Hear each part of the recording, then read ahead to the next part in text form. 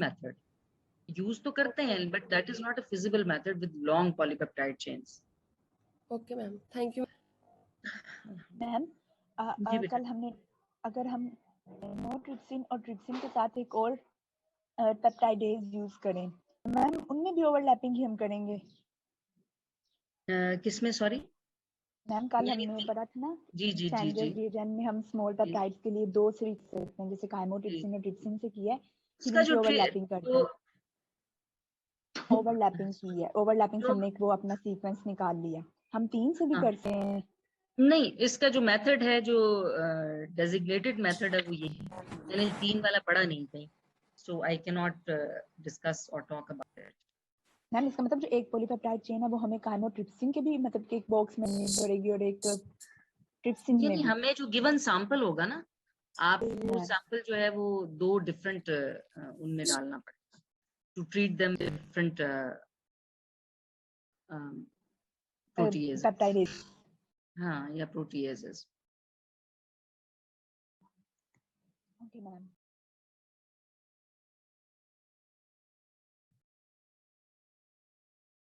अब आप जल्दी से क्लास से कहें ज्वाइन करें ताकि हम स्टार्ट लें.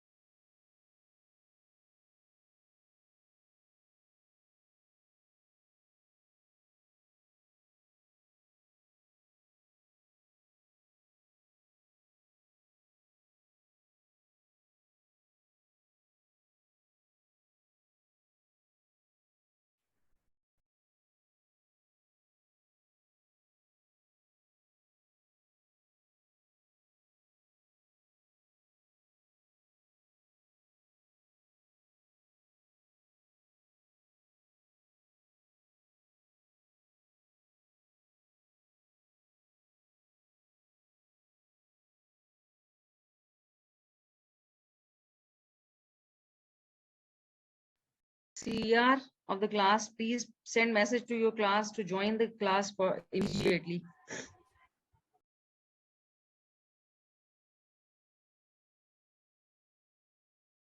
Okay ma'am.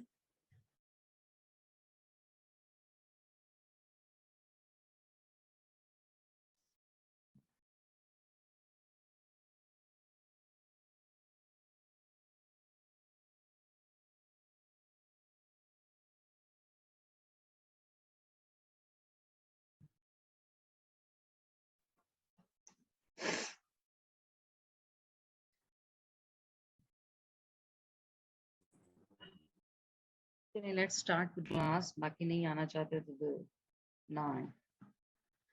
जी, कल हम we started with the plasma proteins और हमने एक general introduction of the plasma protein, उनकी separation techniques और उनकी separation methodologies पे बात की थी और उनके general functions के बारे में बात की थी. Today we'll discuss some of the important plasma proteins one by one, और we'll go through them in short. और उसमें जो मेनली जो मैंने आपको बताया था कि जो पहले भी मैं आपको मैथडोलॉजीज या क्वेश्चंस पढ़ा चुकी हूँ, ये जो कंटेंट पढ़ा चुकी हूँ, उसमें से क्वेश्चंस मैंने आपको बता दिए थे कि जो इम्पोर्टेंट एग्जामिनेशन के पॉइंट ऑफ व्यू से है, एक तो वही oedema, biochemical reasoning as the plasma proteins are involved in oncotic development of oncotic pressure, so they are involved in that process of biochemistry जो थी वो आपको you have to learn that biochemistry by heart. और उसमें जो pressures हैं आर्टीरियोलर end पे और वेन्युलर एंड पे, you should know those pressures.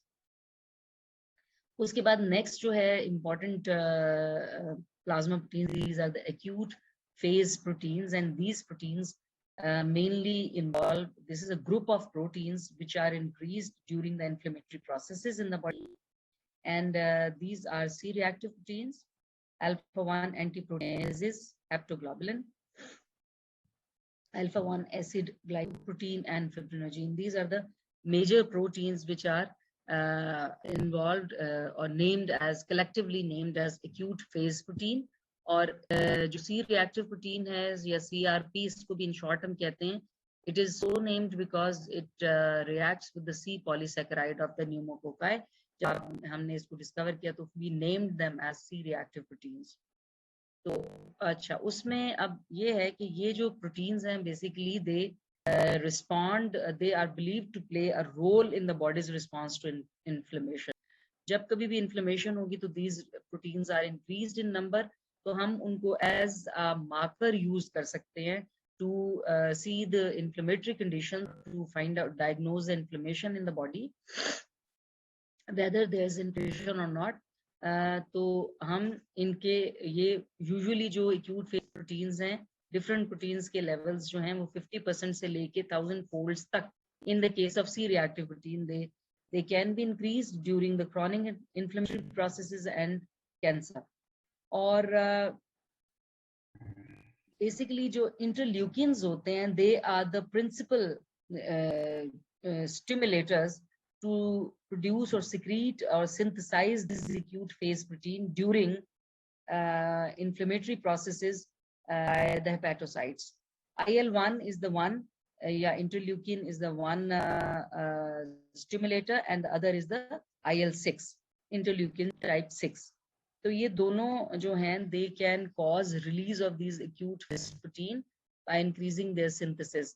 So basically क्या होता है कि generally it is believed, they are believed to play a role in the body's response to inflammation, and their synthesis is stimulated by cytokines. कौन-कौन से cytokines हैं mainly, which will increase the synthesis of these acute phase proteins during inflammatory processes?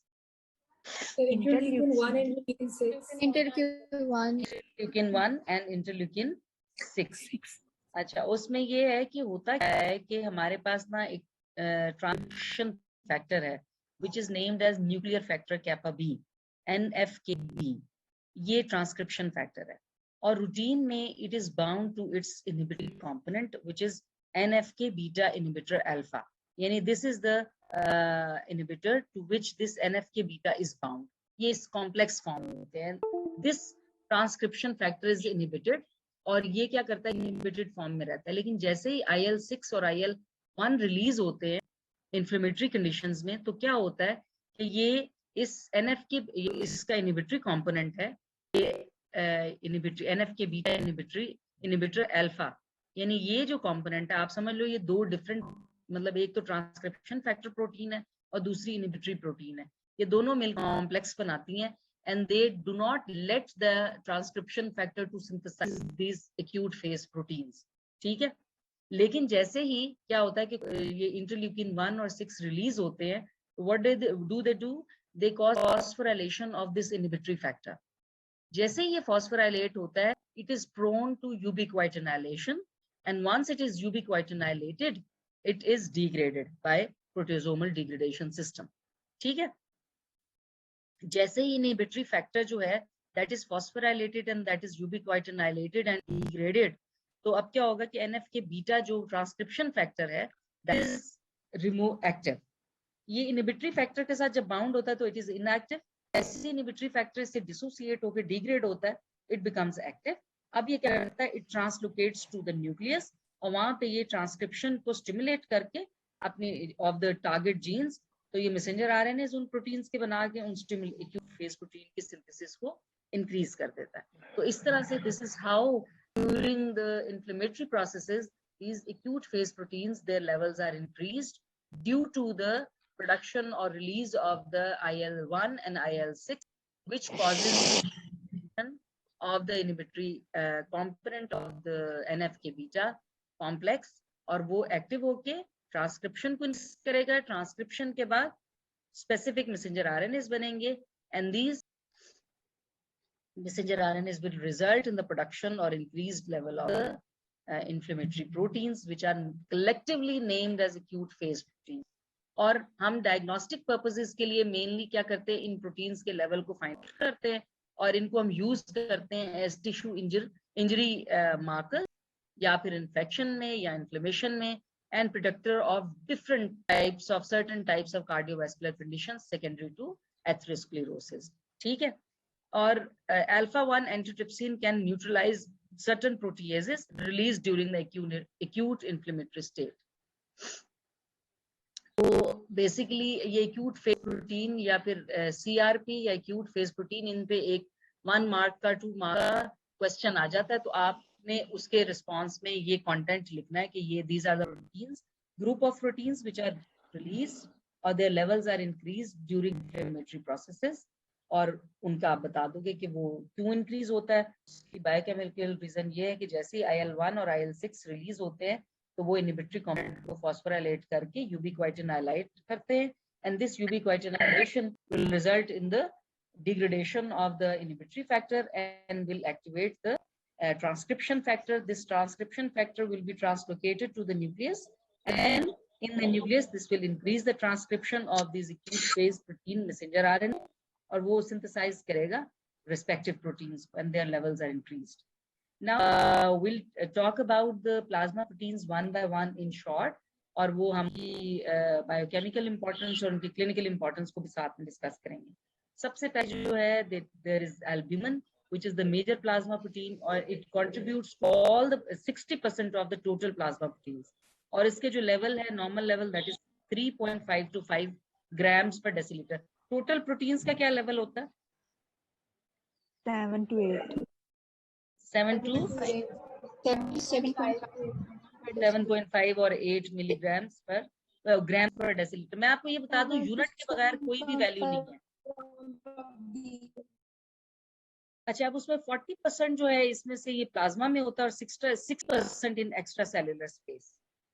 12 gram per day of the albumin is synthesized by the liver, representing about 25% of the total hepatic synthesis. यानी liver जो है basically सारी plasma protein, mainly सारी plasma proteins are synthesized in the liver, तो उनमें से mainly जो 20% synthesis जो भी लिवर कर रहा है protein synthesis, that is contributed bye albumin, ठीक है। और इसमें से half is secreted in the secreted protein. अच्छा, अब initially synthesized as pre protein, यानी कि ये नॉर्मल जो इसका स्ट्रक्चर है वो उस जिसको हम प्रोटीन कहेंगे, तो it is released in the form of pre protein, यानी इसके साथ एक्स्ट्रा पेप्टाइड सीक्वेंस जो कि नॉर्मल जो मैच्योर प्रोटीन के अंदर नहीं होते, तो it is initially synthesized as pre protein, और इस प्री प्रोटीन पे बेसिकली जो एल्ब्यूमिन और फिर सिग्नल पेप्टाइड होता है साथ में। वो सिग्नल पेप्टाइड एक्चुअली इसको साइट ऑफ डेस्टिनेशन की तरफ लीड करता है कि इसने किस जगह पे जाना है। व्हेन दिस आफ्टर, और ये मतलब उससे सेल्स में से पास करना है इसने, तो बेसिकली सिग्नल पेप्टाइड उसको लीड करता है प्रोटीन को। वंस इट इज पास्ड, तो ये signal peptide is cleaved and at और उसके बाद नॉर्मल आपके पास प्रोटीन आ जाती है। उसके बाद एक सेकेंड हेक्सापेप्टाइड इज आल्सो क्लीव्ड, यानी जो प्री प्रोटीन है उसमें एक सिग्नल पेप्टाइड है और साथ में एक हेक्सापेप्टाइड है। इन दोनों को क्लीव होना before it becomes the mature protein. तो सिग्नल पेप्टाइड इनिशियली रिमूव होगी जैसे ही ये एंडोप्लाज्मिक रेटिकुलम से पास करेगा, और उसके बाद हेक्सापेप्टाइड एंड टर्मिनल की तरफ से फर्दर सिक्रीट वो क्लीव होगा सेक्रेटरी पाथवे, ठीक है। उसके बाद मैच्योर एल्ब्यूमिन जो होते हैं इसके पास 585 अमीनो एसिड होते हैं और 17 इंट्राचेन डाइसल्फाइड बॉन्ड्स होते हैं। ये आपसे हम कह सकते हैं डिस्कस द स्ट्रक्चर और give the structure of albumin, तो ये आपको पता होना चाहिए। It is released at pre protein, signal peptide होगा, उसका हेक्सापेप्टाइड एंड टर्मिनल साइड पे है, levied after it is secreted, और उसके बाद जो मैच्योर एल्ब्यूमिन होता है इसके 585 अमीनो एसिड्स होते हैं और 17 इंट्राचेन डाइसल्फाइड बॉन्ड होते हैं। इसका मतलब क्या हुआ, इसके पास कौन से अमीनो एसिड रेसिड्यूज हैं? सिस्टीन। अच्छा, proteases divide albumin into 3 domains, ठीक है। अगर हम प्रोटीएजेस से इसको ट्रीट करेंगे तो ये 3 पोर्शंस में एल्ब्यूमिन को कन्वर्ट कर सकता है, यानी डिवाइड कर सकता है, और इसकी शेप जो होती है एलिप्सॉइड होती है। आपने वो डायग्राम अगर देखी हो हाथ की तो उसमें डिफरेंट प्लाज्मा प्रोटीन्स की शेप्स बनी हुई हैं, तो एल्ब्यूमिन की जो शेप है that is ellipsoid in nature. अगर हम एल्ब्यूमिन के फंक्शंस को डिस्कस करें तो एल्ब्यूमिन के फंक्शंस जो हैं, एक तो सबसे इंपॉर्टेंट फंक्शन हमने वही कहा था कि major contributor of the oncotic pressure in the plasma, ठीक है, जिसको हम डिस्कस कर चुके हैं इन डिटेल। उसके अलावा it can bind to various ligands like some hormones, fatty acids, bilirubin और बहुत से स्टेरॉइड हार्मोन्स जिनका बाइंड करके उनको ट्रांसपोर्ट करता है। इसके अलावा बहुत से मेटल आयंस हैं which bind to the albumin and they are transported in the plasma. तो उसके अलावा फिर इसका बफरिंग एक्शन भी है एल्ब्यूमिन का, और न्यूट्रिशनल फंक्शन भी, यानी it can provide after degradation to with amino acids, so it has nutritional function as well. और buffering action क्या होता है किसी भी प्रोटीन का? What is the buffering action of the protein? Just changing pH when amount of acid or base level 50%. base addition. सुनो, तुम लोग बोल कैसे रहे हो? रोजा लगा हुआ है? ऐसे लहक बोल रहे, थोड़ा सा यू शुड बी एक्टिव और एनर्जेटिक होने चाहिए। तुम लोग तो बच्चे हो अभी, ऐसे लहक लगी करके बोल दियो हैं। तो बेसिकली बफरिंग एक्शन क्या होगा? प्रोटीन्स का बफरिंग एक्शन क्यों होता है? Due to which groups? Carboxyl and amino group. Carboxyl and amino group. बात ये क्लिनिकल एप्लीकेशन है ना। एक तो जो बाउंड फॉर्म में एल्ब्यूमिन के साथ सपोज फैटी एसिड्स हैं या बिलिरुबिन है या ड्रग्स, तो ये बाउंड फॉर्म में फैटी एसिड्स जो होंगे they won't be able to cross blood brain barrier when they are bound to albumin. बिल्कुल इसी तरीके से जो बिलिरुबिन होगा जो कि एल्ब्यूमिन के साथ बाइंड नहीं करेगा, that is able to cross the blood brain barrier. तो एल्ब्यूमिन के अगर लेवल्स लो होंगे और बिलिरुबिन जो है फ्री फॉर्म में होगा, that can enter the brain और ये ब्रेन सेल्स को फिर डैमेज कर सकता है। Bilirubin is damaging to brain cells. तो एल्ब्यूमिन के साथ बाइंड करके एल्ब्यूमिन क्या करता है, इसकी crossing the blood brain barrier restrict करता है और इस तरह से वो प्रिवेंट करता है damage of the brain with the bilirubin. ठीक है। उसके अलावा एक इंपॉर्टेंट चीज, बहुत सी ड्रग्स हैं लाइक एस्प्रिन हो गई, ठीक है, और इसके अलावा सलोनामाइड्स हो गई, ड्रग्स जो हैं, जो इंपॉर्टेंट ड्रग्स हैं which bind with the albumin और दे compete with bilirubin to bind the albumin। जाहिर है वो ड्रग्स एल्ब्यूमिन बिलिरुबिन के साथ वो इसके साथ एल्ब्यूमिन के साथ बाइंड कर रही हैं, तो बिलिरुबिन के अगर लेवल ज्यादा है और वो ड्रग्स भी आप साथ में दे रहे हो, तो वो जब बाइंड वो compete करके वो एल्ब्यूमिन के साथ बाइंड कर जाएंगे, बिलिरुबिन फ्री हो जाएगा। जब फ्री होगा तो फिर क्या होगा, that will be able to bind the cross the blood brain barrier और ये ब्लड सेल्स को डैमेज कर सकता है। ठीक है। तो इसका मतलब ये हुआ कि जॉन्डिस वगैरह में we should not give aspirin and like drugs. Sulphonamides जो हैं वो हमें नहीं देनी। सैलिसिलिक ड्रग्स जो हैं वो सॉल्ट्स, ये वाली वैरायटी ऑफ ड्रग्स, सल्फोनामाइड्स हो गए, पेनिसिलिन हो गए, एस्प्रिन होगी, तो ये वाली ड्रग्स हम नहीं देंगे। इसी तरीके से फेनिट्रायन जो और डाइक्यूमेरॉल ये इकट्ठा नहीं देना, क्योंकि ये दोनों बाइंड करती हैं एल्ब्यूमिन के साथ और इनको ट्रांसपोर्टेशन के लिए ये एल्ब्यूमिन चाहिए। अगर दोनों को इकट्ठा आप दे दोगे तो दोनों compete करेंगी, तो उनकी कंसंट्रेशन जो रिक्वायर्ड है won't be able to attain those concentrations। ठीक है। और इसके अलावा जो एक और इम्पोर्टेंट केमिकल एस्पेक्ट है एल्ब्यूमिन का, वो ये है कि एल्ब्यूमिन जो है कैल्शियम के साथ बाइंड करती है। तो उसमें अगर सपोज एल्ब्यूमिन के लेवल्स कम होंगे तो आपको फॉल्स हाइपोकैल्सीमिया नजर आएगा, क्योंकि जब आप total amount of calcium identify करते हो ना, तो आप फ्री और बाउंड फॉर्म को करते हो। अब जब बाउंड फॉर्म में कैल्शियम नहीं है तो आपको बाउंड वाला एलिमेंट नजर नहीं आएगा, तो आप कहोगे इट इज हाइपोकैल्सीमिया। तो hypoalbuminaemia will lead to hypocalcaemia also. ठीक है। और 0.8 milligram per decilitre fall for a fall of 1 gram per decilitre of albumin, यानी अगर 1 ग्राम आपका एल्ब्यूमिन कम है तो इसका मतलब ये हुआ कि आप रेसिप्रोकली या आप साइमल्टेनियसली आपको कैल्शियम के जो लेवल नजर आएंगे that will be 0.8 milligram per decilitre. ठीक है। तो एल्ब्यूमिन के लेवल लो होंगे तो calcium that will lead to hypocalcaemia also because calcium binds to albumin. ठीक है। तो जो एल्ब्यूमिन का थेराप्यूटिक यूजेस है, we can give albumin during burns, during haemorrhages and during shock, लेकिन इनका mechanism of action is not that much justified. बस अभी हम फिलहाल इनको इन डिजीजेस को ट्रीट करने में we use albumin and we give albumin to this. Clinically अगर हम देखें, there are different clinical presentations. One is hypoalbuminaemia, other is hyperalbuminaemia and albuminaemia. Hypoalbuminaemia से क्या मुराद हुई आपकी? Hypo means low, albumin in the blood. Hypoalbuminaemia, naemia means blood के अंदर कोई भी चीज, वो है यूरिसीमिया या हम यूरीमिया, हम जो भी बात करते हैं ना, urea in the blood, uricaemia, uric acid in the blood, albuminemia, albumin in the blood. Hypo means low albumin in the blood, hyper means more or high levels of albumin in the blood. And albumin, and जब हम बात करेंगे, it means no, there is no albumin in the blood.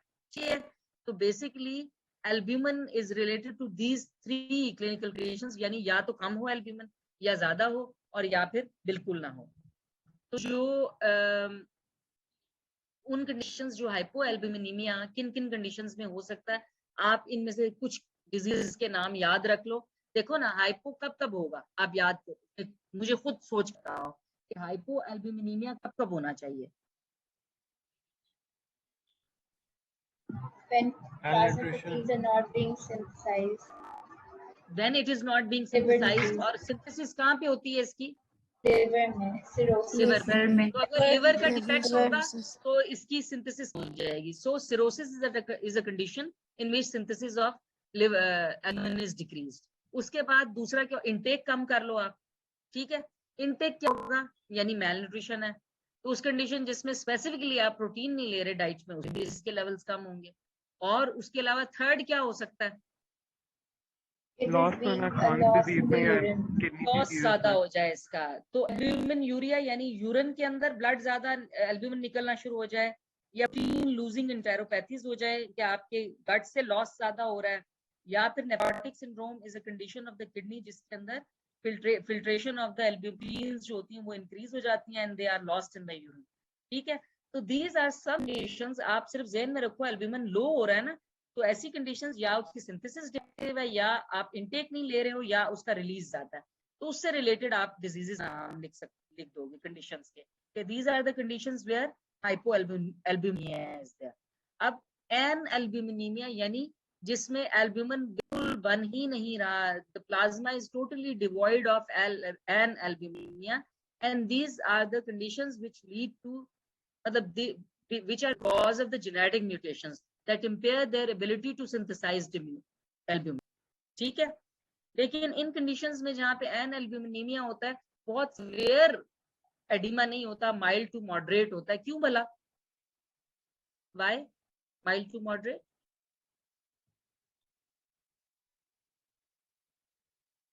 क्यों severe क्यों नहीं होता? Albumin बिल्कुल नहीं है आपकी बॉडी में। मैम बाकी प्रोडक्शन रिलीज हो जाती है तो वो कंपेंसेट कर लेते हैं। शाबाश, ठीक है। अच्छा, हाइपर एल्ब्यूमिनीमिया मींस ऐसी कंडीशन जिसमें कि एल्ब्यूमिन के लेवल्स इंक्रीज कर रहे हैं ब्लड के अंदर। तो आपके ख्याल में एक तो ये है कि या तो आप इनटेक इंक्रीज कर दो, या फिर आप कुछ ऐसी सिचुएशन क्रिएट कर दो जिसमें कि एल्ब्यूमिन इंक्रीज हो जाए, या फिर आप क्या करो, आप सॉल्वेंट का अमाउंट कम कर दो और सॉल्यूट उसमें, फिर आपको उसकी कंसंट्रेशन ज्यादा नजर आएगी। तो सॉल्वेंट का अमाउंट किन कंडीशंस में, पानी कब कब कम हो सकता है हमारी बॉडी के अंदर से, या डिहाइड्रेशन हो रही है, सीवियर डायरिया हो रहा है, दीज आर फिजियोलॉजिकल कंडीशंस जिसमें आप फॉरेन फ्लूइड रिप्लेसमेंट दोगे तो आपके एल्ब्यूमिन लेवल्स नॉर्मल हो जाएंगे। ठीक है, एक्चुअली एल्ब्यूमिन नॉर्मल ही है, लेकिन चूंकि आपकी डिहाइड्रेशन है या डायरिया सीवियर हुआ है, जिसके सॉल्वेंट का अमाउंट कम हो गया है, तो आपको एल्ब्यूमिन एपरेंटली ज्यादा नजर आ रहा है ब्लड के अंदर। या फिर आप ये कि हाई प्रोटीन डाइट ले रहे हो, प्रोटीन रिप्लेसमेंट ले रहे हो, तो उसके अंदर भी एल्ब्यूमिन के लेवल्स इंक्रीज कर सकते हैं। और दूसरा जो है स्टीरॉइड इंसुलिन, यानी ड्रग्स जो है ना, like steroids and insulin and other hormones which increase the synthesis of proteins, और या प्रोटीन की डिग्रेडेशन को इंक्रीज करती है, तो एल्ब्यूमिन का जो अमाउंट होगा that will be increased in that case. अच्छा, उस प्रोटीन सिंथेसिस को जो भी ड्रग्स या हार्मोन्स इंक्रीज करते हैं। उसके बाद एक जो इम्पोर्टेंट क्लिनिकल कंडीशंस असेस करने के लिए हम एल्ब्यूमिन ग्लोबुलिन रेशियोज को देखते हैं। Normally it is slightly above 1, ठीक है, लेकिन अगर ये रेशो इंक्रीज करेगा, 1 से ऊपर चला जाए, तो इसका क्या मतलब हुआ?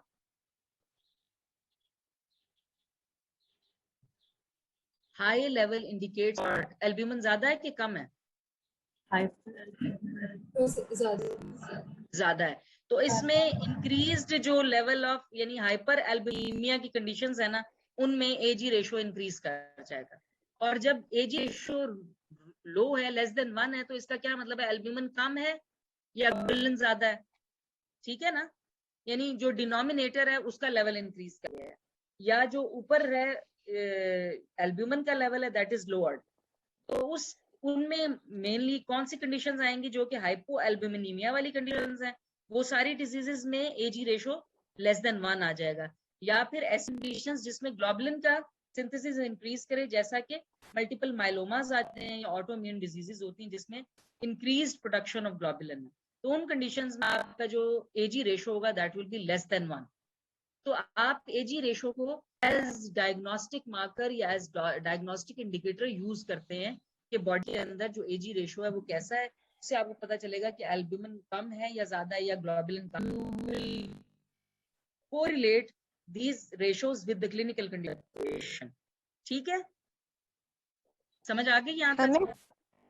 मिस, मुझे एक क्वेश्चन है मिस, ये दोनों लिवर और किडनी दोनों में डिजीजेस में वो इंक्रीज भी हो रहा है, कम भी हो रहा है, तो मुझे पता कैसे चलेगा हाइपर है या कम हाइपो? कब हो रहा है? कम कब हो रहा है? मिस सिरोसिस वगैरह में कम हो रहे हैं, और ज्यादा लिखा हुआ है high levels indicate liver kidney और इंटेस्टाइन डिजीज, और मिस नीचे भी सिरोसिस और नेफ्रोटिक नहीं सिंड्रोम है, नहीं तो नहीं मिस नहीं किडनी नहीं और नहीं, इसको नहीं। आप जो ये जो इंटरनल डिजीज है, इसमें में क्या हो सकता है? ऐसी डिजीजेस जो कि लूजिंग इंटेरो यानी सॉरी उसमें डायरिया या इस किस्म की कंडीशंस आएंगी। बाकी नहीं, ये दिस इज दिस राइट, इनको मत लें, मैंने आपको ये बताया भी नहीं है, इसको मत लीजिए।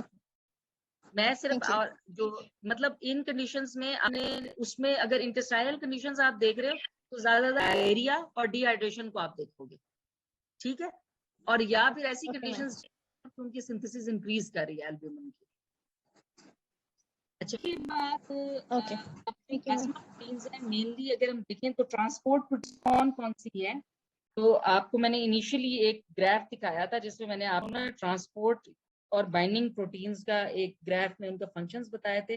ट्रांसपोर्ट प्रोटीन्स को साइड पे बताया था कि ये प्रोटीन्स हैं जो कि ट्रांसपोर्ट प्रोटीन्स हैं, और कौन सी प्रोटीन स्पेसिफिकली कौन सी चीज को ट्रांसपोर्ट करती है।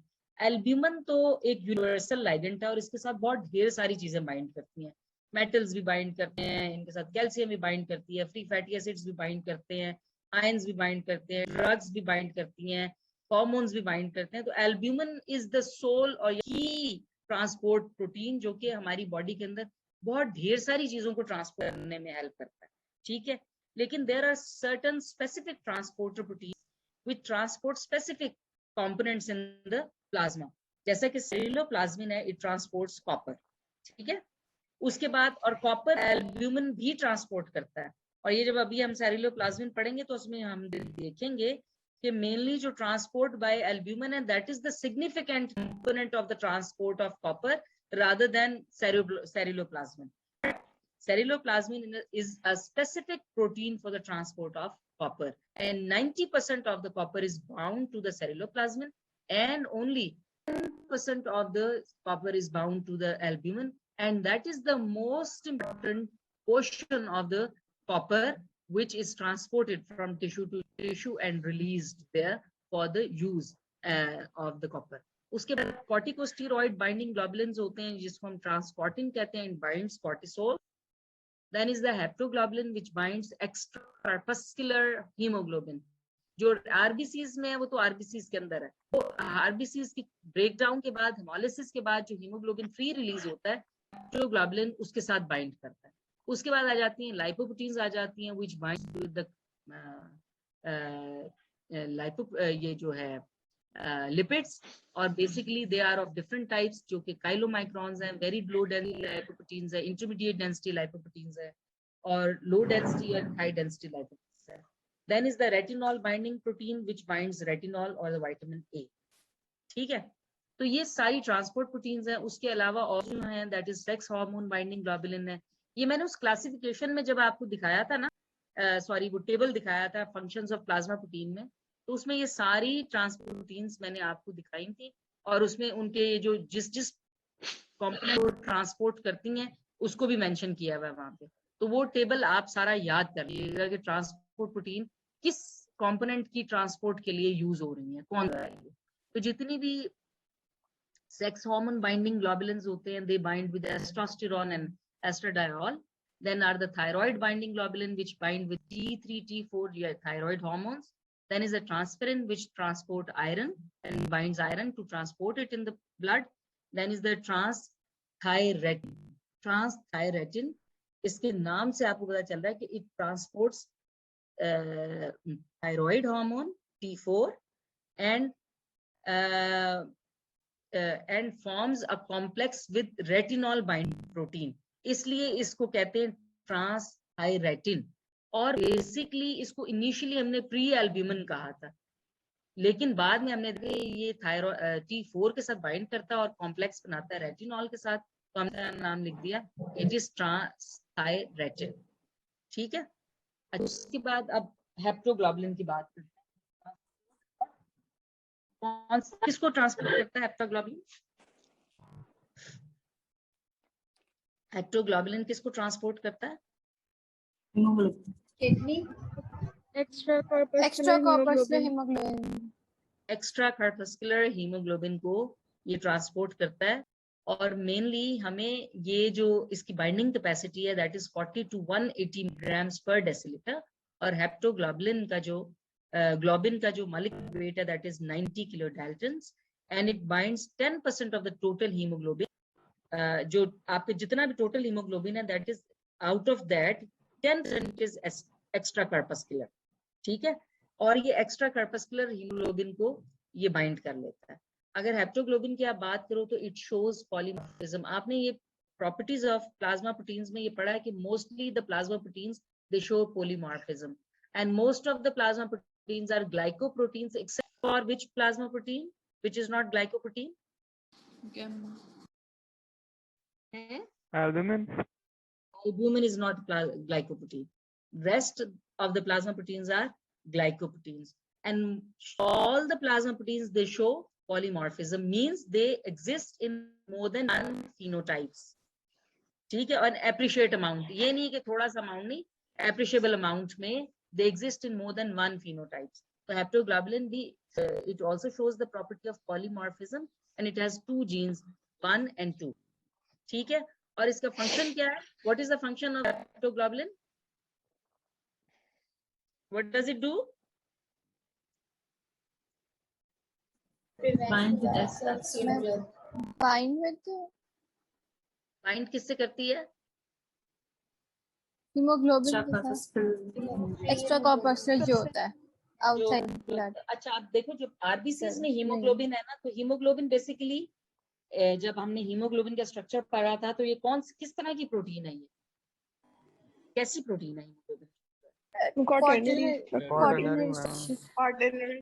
क्वाटरनरी स्ट्रक्चर तो है, लेकिन अगर इसको हम किस क्लास में रखते हैं प्रोटीन्स की? कॉन्जुगेटेड प्रोटीन है ना. कौन सी वाली प्रोटीन है ये? Glycoprotein. नहीं, Heme protein. is heme protein. It binds with heme, और heme is a site. Heme basically क्या? उसके पास क्या चीज होती है? आयरन. और सेंटर में आयरन होता है उसके पास. टेट्रापायरोल रिंग और सेंटर में आयरन. तो बेसिकली हीमोग्लोबिन जो एक्स्ट्रा कार्पस्कुलर, जब तक तो वो आरबीसीज के अंदर है तो वो तो सेफ है. जैसे ही ये आरबीसीज ब्रेक डाउन होता है तो हीमोग्लोबिन रिलीज होता है उसमें से. It is prone to be excreted through the kidney. और जब हीमोग्लोबिन रिलीज होगा, किडनी में से निकल जाएगा, तो व्हाट विल बी लूज? क्या लूज करेंगे हम? आयरन. तो बेसिकली हेप्टोग्लोबुलिन क्या करता है? इस हीमोग्लोबिन के साथ बाइंड करके लॉस ऑफ आयरन को प्रिवेंट करता है. क्योंकि जब ये इसके साथ बाइंड कर जाता है तो now this haemoglobin can not be excreted out from the kidney, it can not lost, it is not lost. अगर ये उसके साथ बाइंड नहीं होगा, फ्री फॉर्म में होगा, तो इट विल बी लॉस्ट। ठीक है। और एक चीज याद रखिएगा कि इसकी जो थेरेप्यूटिक यूजेस हैं वो ये हैं कि जब, यानी ये तो इसका फंक्शन हो गया कि ये हीमोग्लोबिन एक्स्ट्रा कर्पस्कुलर हीमोग्लोबिन के साथ बाइंड करता है और उसे हीमोग्लोबिन के लॉस को प्रिवेंट करता है, एक्सक्रीशन को फ्रॉम द किडनी, और बेसिकली डायरेक्टली इनडायरेक्टली ये आयरन के लॉस को प्रिवेंट कर रहा है। तो थेराप्यूटिक क्या है कि हम इसके लेवल को देख सकते हैं during haemolytic anaemia. Haemolytic anaemias में हेप्टोग्लोबुलिन के लेवल्स जो होते हैं they are low, they are less. क्यों भला? उसकी वजह ये होती है कि haptoglobin basically extracorpuscular haemoglobin के साथ। अगर ये अनबाउंड फॉर्म में हो तो इसकी जो हाफ लाइफ होती है दैट इज 5 डेज, यानी ये डिग्रेड हो 5 डेज के बाद, तो ये it remains in the circulation for 5 days in free form. As soon as it binds with the hemoglobin, and this complex is now more prone to degradation, क्योंकि अब हमने डिग्रेड के इसको क्या करना है, हमने आयरन उसमें से निकालना है, तो वो उस जो हाफ लाइफ जो 5 मिनट्स थी नाउ इट बिकम्स 90 मिनट्स। तो आप खुद मुझे बताओ कि जब हिमोलिसिस ज्यादा हो रहा है आरबीसीज का, तो इसका मतलब है कि हीमोग्लोबिन ज्यादा रिलीज हो रहा है, ज्यादा हेप्टोग्लोबुलिन उस हीमोग्लोबिन के अपने साथ बाइंड करेगा, तो बाउंड कॉम्प्लेक्स हीमोग्लोबिन हेप्टोग्लोबिन जो कॉम्प्लेक्स बनेगा, अब इसकी हाफ लाइफ 5 डेज की बजाय क्या हो गई है, 90 minutes. Now it will be rapidly removed from the plasma by the hepatocytes. उसको डिग्रेड करके आयरन उसमें से एक्सक्रीट करना है, हमने ग्लोबिन चेन की अदरवाइज डिग्रेडेशन होगी। तो आपके पास बेसिकली फिर क्या हुआ, हेप्टोग्लोबुलिन के लेवल्स डिक्रीज कर जाएंगे प्लाज्मा के अंदर, इसकी डिग्रेडेशन रैपिड हो गई है। हीमोग्लोबिन का लेवल चूंकि ज्यादा हो गया है, ज्यादा बाइंड करेगा, हेप्टोग्लोबिन ज्यादा जल्दी जल्दी डिग्रेड होगा। तो हीमोलिटिक एनीमिया में हेप्टोग्लोबुलिन के लेवल्स जो हैं दे आर इंडिकेटर। अगर इनके लेवल लो हो फ्रॉम नॉर्मल तो हमें फौरन पता चल जाएगा कि हिमोलिसिस हो रहा है बॉडी के अंदर। ये बात क्लियर हो गई है बच्चों कि क्यों हीमोलिटिक एनीमियाज में हेप्टोग्लोबुलिन के लेवल्स डिक्रीज कर जाते हैं। ये आपसे पूछ सकते हैं कि हेप्टोग्लोबुलिन लेवल्स आर टाइम 90 मिनट्स क्यों रह जाता है? क्यों रह जाता है, इस फॉर्म में इसकी डिग्रेडेशन जल्दी होती है। This complex moves to the hepatocytes where it is degraded. ठीक है, इस कॉम्प्लेक्स फॉर्म में इसका ब्रेकडाउन जल्दी होता है hepatocytes and it is removed from the plasma. लेकिन फ्री फॉर्म में it stage in the plasma for 5 days. तो हम आपसे ये पूछ सकते हैं hemolytic anemias में why the hemoglobin levels are low, give biochemical reason। तो आप ये बताएंगी कि फ्री फॉर्म में इसकी half life is 5 days, when it is complexed with hemoglobin its half life is 90 minutes। during hemolytic anemias there is increased amount of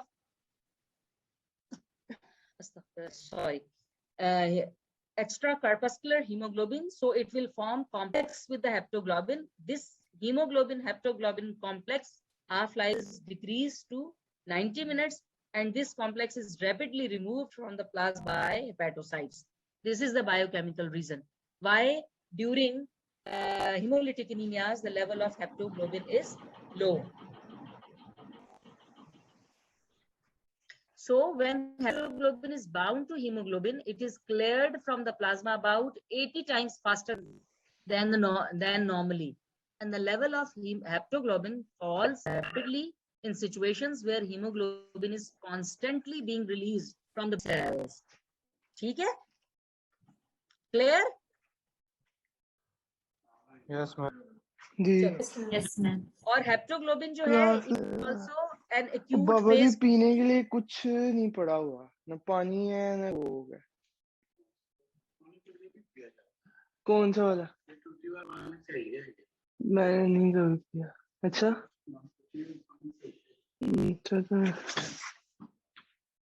तुम रोजा नहीं रखते हैं? रोजा नहीं रखते, रोजे का एहतराम तो करो। माइक अपना म्यूट करके बेटा, फिर आप अगर पानी पीना चाहते हैं, कोक पीना चाहते हैं तो आप जरूर पीजिए और रोजा एहतराम करते हैं। Haptoglobin is an acute phase protein. हमने एक्यूट फेज प्रोटीन की जब लिस्ट पढ़ी थी तो उसमें हेप्टोग्लोबिन भी पढ़ा था। इन्फ्लेमेटरी स्टेट्स में इसके लेवल भी इंक्रीज कर जाते हैं। तो कम कब होंगे हेप्टोग्लोबिन के levels? Hemolytic anemia. Hemolytic anemia में इंक्रीज कब होंगे? Inflammatory में. Inflammation. Inflammatory because it is a acute phase protein. और acute phase protein जो होती हैं, why their levels are increased during inflammation? Acute phase proteins के level inflammation में क्यों increase decrease कर जाता हैं? ये आपने inflammation में inflammation Inflammation में. क्यों increase होती है? Miss, this is hepatitis Immune. so I'm saying increase. ठहरो, मैं नाम लेती हूँ, फिर मुझे वो बताए। अब्दुल मतीन, अनम्यूट करो अपना माइक। वालेकुम अस्सलाम। आप मुझे बताइए बेटा कि इन्फ्लेमेटरी प्रोटीन्स जो होती हैं, ये जो हम एक्यूट फेज प्रोटीन्स हैं, हेप्टोग्लोबिन जैसे मैंने अभी कहा कि it's level increased during inflammation. Inflammation में लेवल क्यों इंक्रीज हो जाते हैं? जनरली मैं सारी एक्यूट फेज प्रोटीन्स की बात कर रही हूँ। सॉरी, क्या कह रहे हो? मैंने लिंक अभी ज्वाइन किया, मुझे व्हाट्सएप में काम करता तो मैं दोस्त ने भी दिया लिंक। तो ये मेरा कसूर है? अब्दुल मुताल अनम्यूट करो अपना माइक।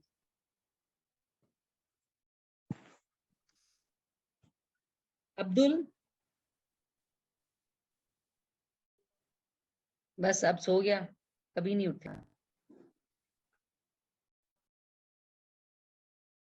अबीरा जावेद, आप अनम्यूट कीजिए अपना माइक।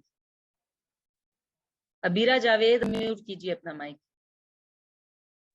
Yes ma'am. आप बताओ क्यों इन्फ्लेमेशन में जो एक्यूट फेज प्रोटीन्स होती हैं, their levels are increased? What is the biochemistry? क्योंकि वो बाइंड नहीं करती हैं, वो क्या नहीं करती? बाइंड नहीं करती, किससे बाइंड नहीं करती? मतलब जो भी उनका प्रोटीन्स वगैरह होते हैं। मैंने ये बताया था आपको, अभी मैंने आपको ये बताया कि acute phase protein are increased during inflammation. पूरा मैं मेरे ख्याल में 3 दफा तो उसको रिपीट किया था। अब्दुल्ला असगर, आप अनम्यूट करो अपना माइक। अब्दुल्ला, अपना माइक अनम्यूट कीजिए। अब्दुल्ला असगर,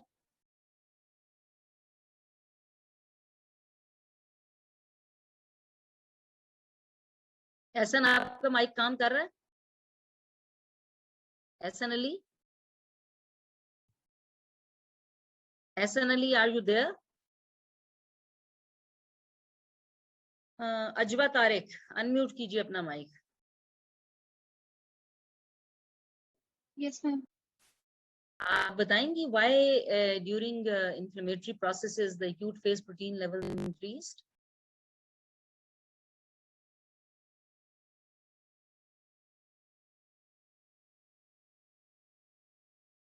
अब देखो ना, तुम थी शुरू से क्लास में हो या अभी आई हो? मैम, क्योंकि उनकी प्रोडक्शन ज्यादा हो जाएगी। प्रोडक्शन कैसे ज्यादा होगी? इन्फ्लेमेशन में ऐसा क्या होता है कि उनकी प्रोडक्शन इंक्रीज कर जाती है? Mutation type. है?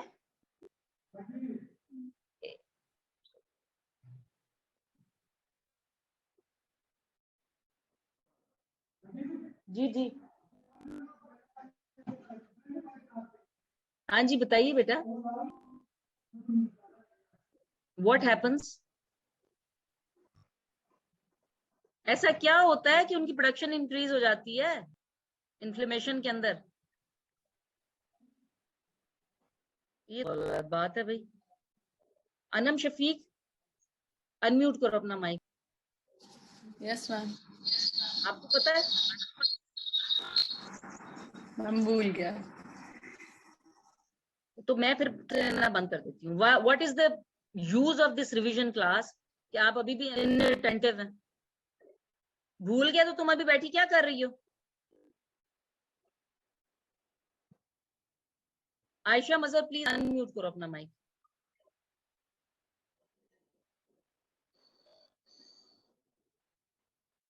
आयशा मजहर अपना माइक अनम्यूट कीजिए।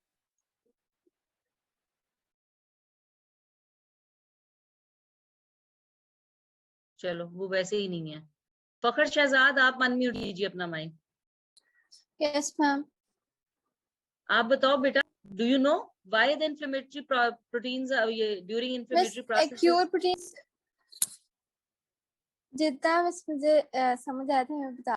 जी जी बताओ बताओ। इंसान से रिलीज होते हैं इंटरल्यूकिन 1 और इंटरल्यूकिन 6 की वजह से मतलब जो साइटोकाइंस है वो रिलीज होते हैं। उसके बाद जो एनएफ वाला फैक्टर होता है ना, फिर बीटा वाला फैक्टर, वो फिर जो है ना अपने एक्टिव फॉर्म में आता है जब वो इनहिबिट मतलब जो इसका इनहिबिटरी फैक्टर होता है वो जब क्या कहते हैं उसको क्या कहते हैं फॉस्फोराइलेट होता है और फिर बाद में यूबिक्विटेशन होती है।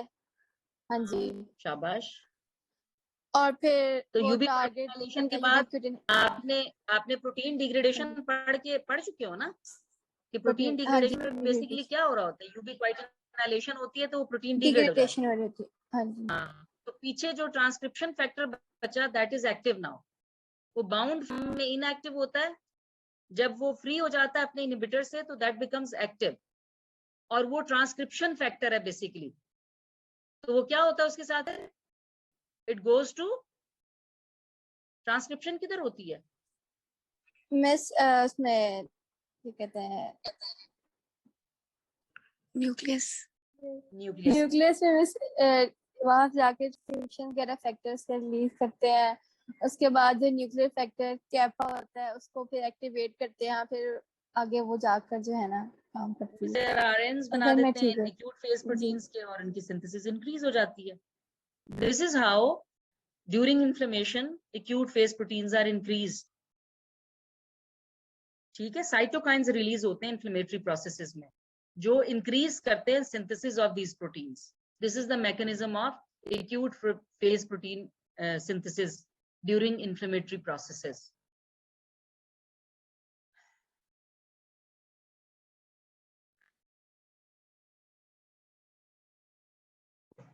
दिल तो है कि आपकी क्लास यहीं पे बंद करूं मैं। मैम इंटरल्यूकिन 1 का कोई रूल होता है इसमें? दोनों का होता है, इन IL-1 IL-6 these interleukins are released during inflammatory processes and they cause phosphorylation of the inhibitory component और उसको रिमूव कर देते हैं फ्रॉम द ट्रांसक्रिप्शन फैक्टर और वो एक्टिव हो जाता है। It moves to the nucleus, वहां ट्रांसक्रिप्शन कराता है, मैसेंजर आरएनए प्रोड्यूस करता है ऑफ द रिस्पेक्टिव प्रोटीन्स और वो प्रोटीन्स की सिंथेसिस इंक्रीज हो जाती है। इस सीआरपी प्रोटीन्स का रोल क्या होता है? ये सारी इन्फ्लेमेटरी प्रोटीन्स हैं। Thank you ma'am. They increase during inflammatory processes. Haptoglobin related, it bears a high degree of homology with the haptoglobin and it appears to bind hemoglobin. Its level is elevated in some patients with cancer, although the significance is not understood. ये सिर्फ इसका haptoglobin related protein का नाम वहां पे है। It is also one of the plasma proteins. इसके level during cancers they are increased, लेकिन इन एक्चुअल सिग्निफिकेंट जो उसका बायोकेमिस्ट्री है या उसकी जो methodology है, बाकी सारी significance that is not understood as it is and it is homologous to the haptoglobin, इसलिए उसको haptoglobin related protein कहते हैं। उसके बाद next आ जाती है transferrin. Transferrin is the plasma protein which is important for the transfer of iron. ठीक है, और ये आयरन को ट्रांसफर करती है। और आज अभी ये जितनी आपकी हो गई प्लाज्मा प्रोटीन आज के क्लास में बस मैं उतनी कराऊंगी, उससे आगे मैं नहीं जाऊंगी because you are not interested. तो रिवीजन क्लास लेने का फायदा कोई नहीं। आपको जैसे कहना nobody of you responds to questions I asked from the content I taught you just few minutes ago. So there is no need to teach you again and again because you are not interested. तो ये जितना आज खत्म हो गया है later on. Ma'am आपकी आवाज नहीं आ रही। की आवाज नहीं सही आ रही। डांट ही रही हूँ, नहीं भी आ रही तो अच्छा ही है। वैसे भी आपने कौन से सुननी है मेरी बातें। अच्छा Transferrin में it is beta-1 globulin. It is a glycoprotein and it is synthesized in the liver. It has 20 polymorphic forms. It plays a central role in iron metabolism. It binds 2 molecules of iron, and iron bound to transferrin turns over 10 to 20 times per day. मतलब ये है कि वो ये जो ट्रांसफेरन जो bind करता है ये 20 टाइम्स या 10 टाइम्स रिपीटेडली आयरन को लेके जाता है टू द टारगेट टिश्यूज और दोबारा से ये वापस आता है और फिर दोबारा कैरी करता है. तो it does it 10 to 20 times per day per single molecule of the transferrin. यानी एक मॉलिक्यूल 20 टाइम्स या 10 to 20 टाइम्स ये एक्टिविटी रिपीट करता है to carry the 2 molecules of iron in the ferric form to the target tissues.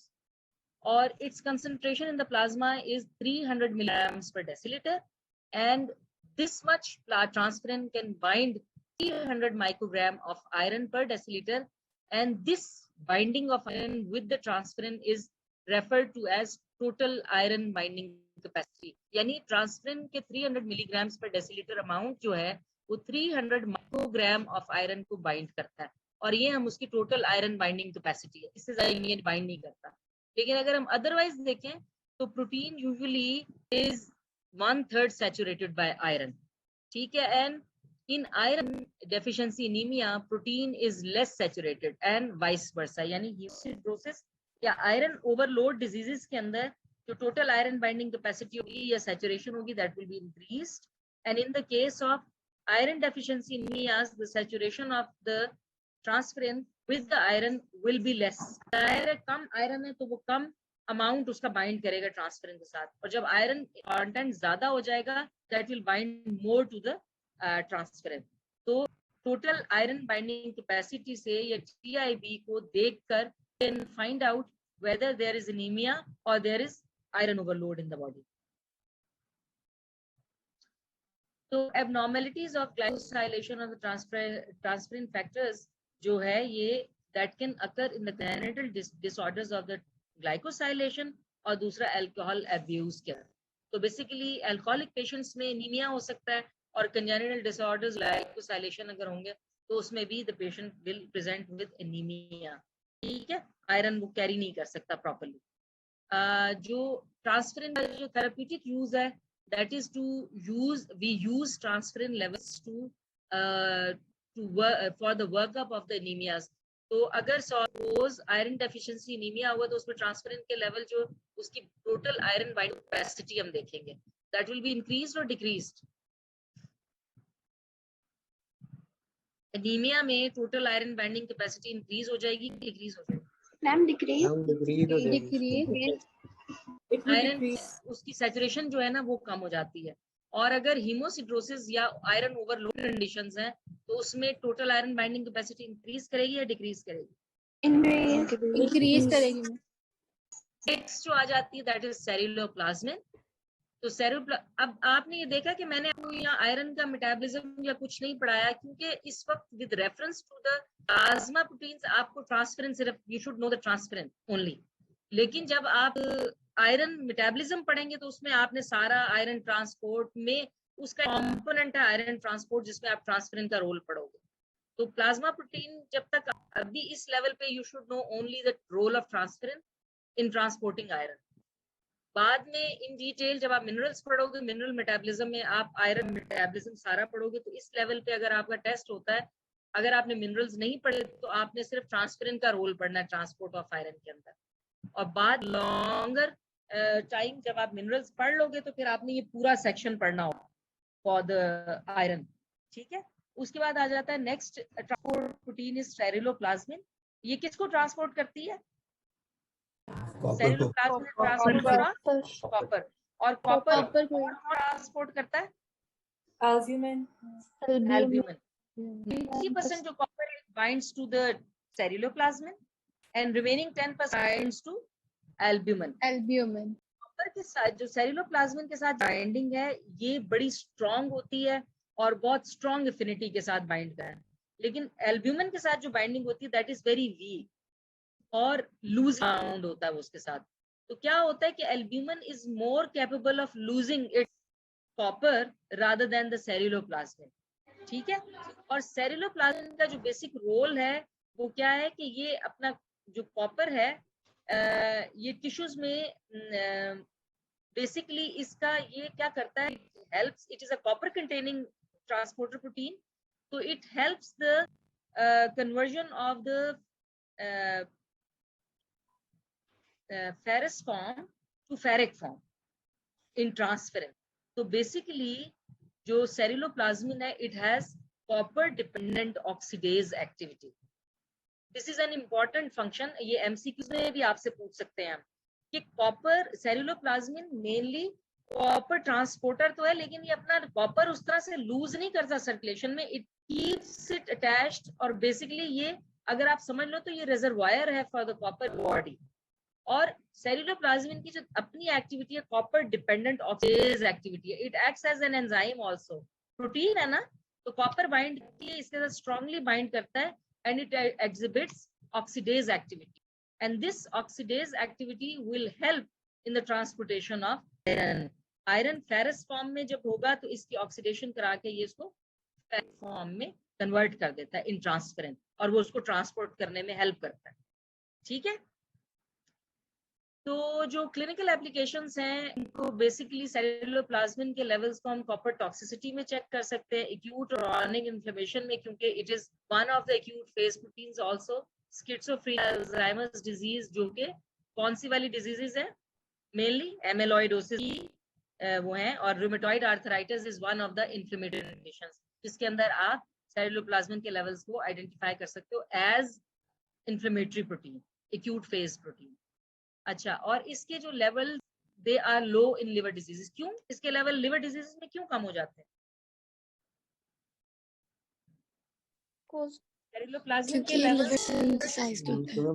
because it is synthesized in the liver, तो liver diseases जब भी होंगी इसकी synthesis decrease कर जाएगी, and low levels of copper are also found in Wilson disease और in Menkes disease.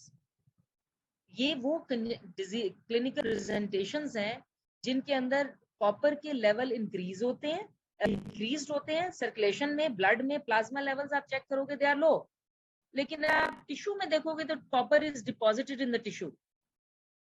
तो फिर what is the problem then? इसमें होता क्या मेनली जो विल्सन्स डिजीज है और मेंकिस डिजीज है, these are all these diseases are congenital diseases, और इसमें basically these are related to the copper toxicosis, यानी कॉपर की टॉक्सिसिटी रिलेट करते हैं।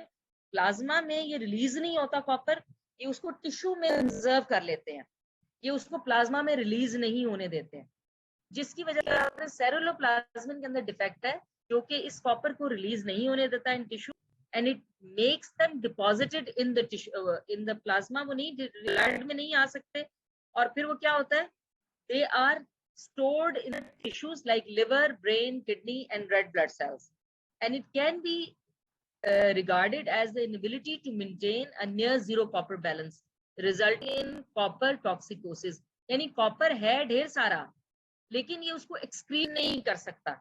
इस डिजीज में the individual is unable to excrete the copper in the bile and it accumulates in the liver, in the brain, in the kidney and in the red blood cells. इन सब tissues के अंदर ये copper toxicity के symptoms को exhibit करेंगे। तो it is a genetic disease basically, और basic defect किस में होता है, copper binding P type ATPase protein में, और ये पी टाइप एटीपी 7A और 7B जीन्स जिनमें डिफेक्ट है। एक defect in the case of Wilson's disease है और दूसरा in the case Menkes disease है। ठीक है, as the amount of copper accumulates in the patient it may develop, चूंकि देखें जिस टिश्यू में ये कॉपर स्टोर होगा या रिजर्व होगा वहां पे टॉक्सिक इसकी स्टोरेज की वजह से उन टिश्यूज में ये डैमेज करेगा। आरबीसीज में स्टोर हुआ तो हिमोलिटिक एनीमिया करेगा, लिवर में स्टोर होगा तो ये क्रोनिक सिरोसिस और हेपेटाइटिस की तरफ लेके जाएगा, अगर ये टिश्यू में एक्यूमुलेट होगा तो वो न्यूरोलॉजिकल सिम्टम्स और न्यूरोलॉजिकल सिंड्रोम करेगा, और इस तरह से depending upon the it's deposition in tissues it will present with the symptoms। और इसमें जो आप जब इसको साइन एंड सिम्टम्स की बात करते हो तो ठीक है, आप लिवर में डिपोजिशन देखनी है तो आप इसके कंटेंट को बायोप्सी करके देखोगे, इसके पर का amount will be increased and that will be 250 micrograms per gram of dry weight of the liver. And then Kayser-Fleischer's ring, it is a ring around the ये जो आपका ये है ना, ये देखें यहाँ पे, this is the ring which is formed due to the accumulation of the copper in the Descemet's membrane of the eye. और यहाँ पे ये क्या करता है, ये कॉपर एक्यूमुलेट करके ये रिंग लाइक स्ट्रक्चर बना देता है, जिसको हम कहते हैं Kayser-Fleischer's रिंग। और इसके सीरम कॉपर लेवल्स इंक्रीज्ड होंगे, डिक्रीज्ड होंगे? डिक्रीज होगा। डिक्रीज्ड होंगे। प्लाज्मा में तो प्लाज्मा में रिलीज और लिवर बायोप्सी जब करोगे तो उसमें लेवल इंक्रीज्ड होगा, कम होगा? बस इंक्रीज होगा। क्योंकि वहां पे स्टोर होगा। और प्लाज्मा सेरेलोप्लाज्मिन बेसिकली अंडर 3 मिलीग्राम्स पर डेसीलीटर होता है। अच्छा, और इसमें क्या ट्रीटमेंट क्या है कि आप इसकी कम कॉपर दोगे डाइट के अंदर, क्योंकि कॉपर ही जाके स्टोर हो रहा है ना, और चिलेटिंग एजेंट्स होते हैं which is penicillamine. It chelates copper and it helps in excretion of this copper in the urine और डिप्लीट करता है एक्सेस ऑफ कॉपर को फ्रॉम द बॉडी। तो आप या तो डाइट में कम दें कॉपर, और या फिर आप चिलेटिंग एजेंट दो which is penicillamine in the case of copper, आप वो दें तो कॉपर को बाइंड कर करके उसको एक्सक्रीट करता जाएगा बॉडी में से, excess is removed from the body and that is not stored. Ma'am एक बात सुनिए, ये सीरम में होगा ना हमारे पास कॉपर? हाँ जी बिल्कुल, क्योंकि उसको रिलीज नहीं करने देगा। ये मैं ब्रेन फीजर्स कोई नहीं करा रही, मैं आगे चल रही हूँ। अच्छा, इम्यूनोग्लोबुलिन सीरम में भी हो और टिश्यू में भी हो कॉपर एक्यूमुलेशन? नहीं, सीरम नहीं, सीरम में तो उसको रिलीज ही नहीं होने देता ना। अब मैं आपको ना मैंकीज और विल्सन्स डिजीज जो है, इन दोनों डिफरेंस बता देती हूँ कि हाउ दे आर डिफरेंट। हालांकि दोनों में ही टॉक्सिसिटी हो रही है, और मैंकीज में basically liver is not involve, और यहाँ पे जो प्रेजेंटेशन है पेशेंट की, दैट इज किंकी और स्टीली हेयर डिजीज होती है, इसको हम कहते हैं। इट इज और इसमें भी आपके बेसिकली है कॉपर कंजेनिटल डिजीज ही है और एक्स-लिंक्ड डिजीज है, और मेल इन्फेंट्स में ये ज्यादा सिवियर होती है। और mutation in the disease for binding की टाइप मेल में एक्स-लिंक्ड है, तो मेल में क्यों ज्यादा सिवियर होगी, या मेल में क्यों प्रेजेंट करेगी? क्योंकि मेल में एक एक्स क्रोमोसोम होता है, उसमें सिर्फ एक होता है ना। फीमेल दोनों होंगे तो फिर दोनों प्रेजेंट करेंगे, मेल में तो एक है तो बस वो प्रेजेंट करेगा, ठीक है। और इसमें भी copper binding P type ATPase protein में ही डिफेक्ट होता है, उसी की म्यूटेशन हो रही है, लेकिन इसमें जीन्स फर्क है दोनों की। इन the case of normal liver होता है ना, वो एक्सप्रेस करता है very little of the ATPase 7A, which explains the absence of hepatic involvement in the Menkes disease. Liver के अंदर ATPase 7B होता है जीन, और प्रोटीन वही सिंथेसाइज करेगा, लेकिन gene is 7B. In the case of Menkes disease, it is 7A. और 7A जो है लिवर में एक्सप्रेस नहीं होती, इसलिए लिवर में उसका डिफेक्ट भी नहीं होता। तो Menkes disease में why liver is normal? Because 7A ATPase 7A gene is very less.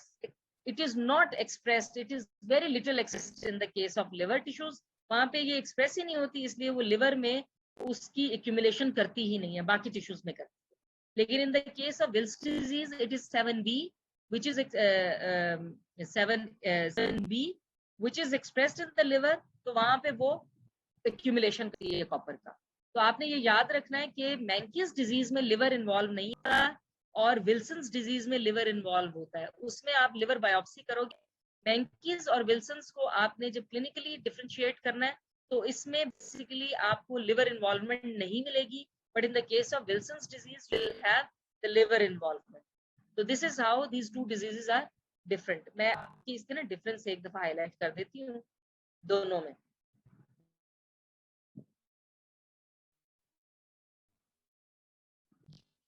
The P-type copper transporting ATPase ATP7A Menkes disease की बात है, क्योंकि this is a biochemical reason for not liver being involved in Menkes disease and involved in the case of Wilson's disease.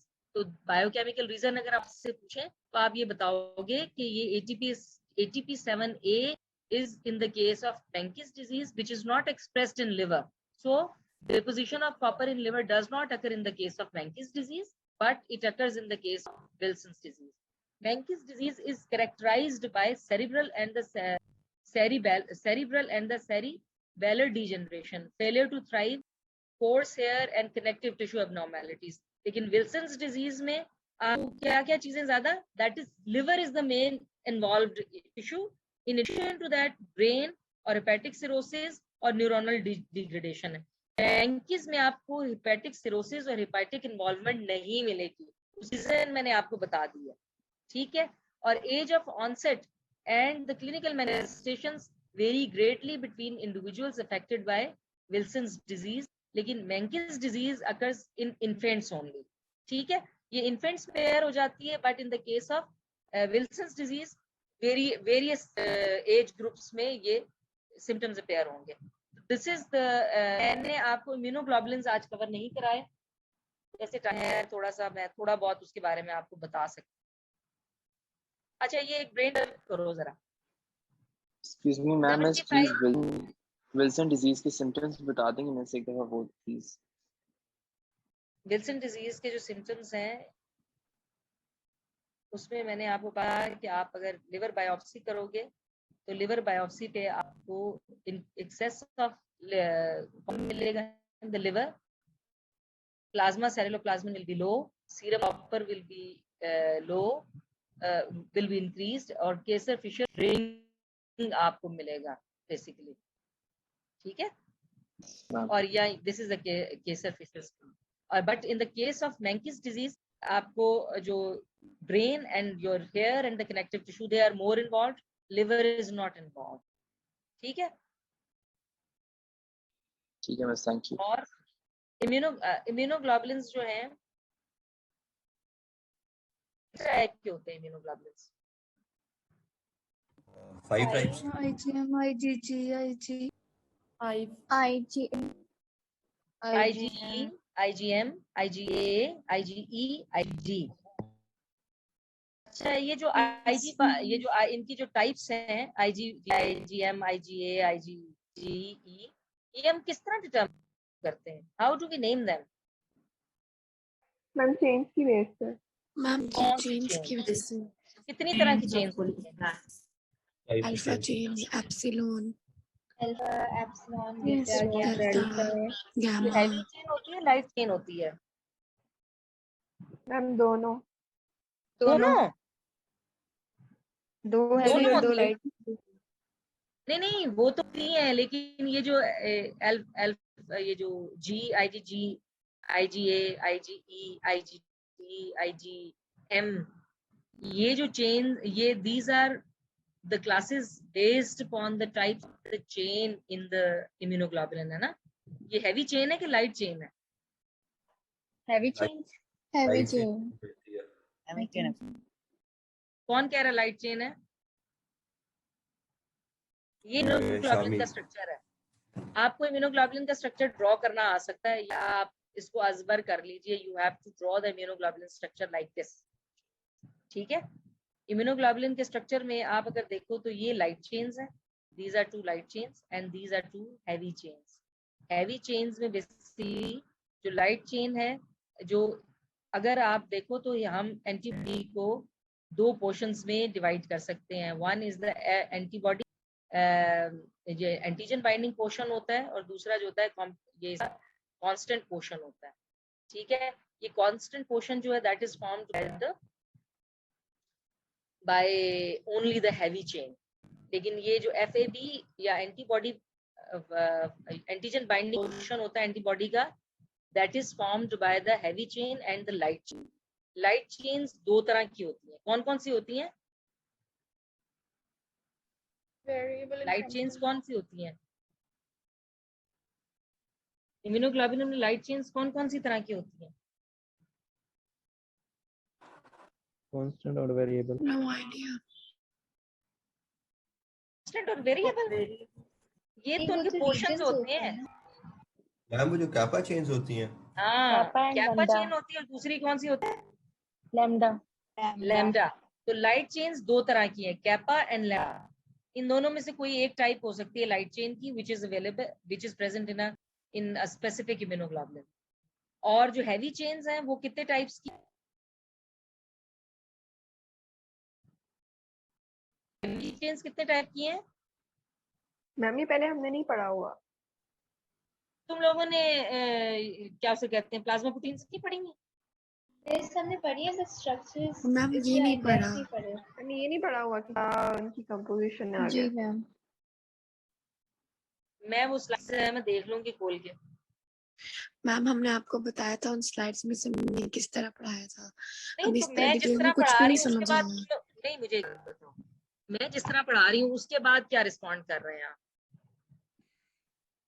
Accept a few of ma'am you सुन रहे हैं। Are responding, बाकी सारी class उसी तरह गूफ है।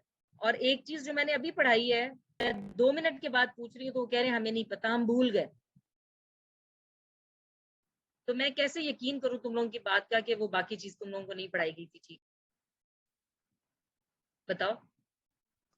ठीक है मैम, हम क्या झूठ क्यों बोलेंगे।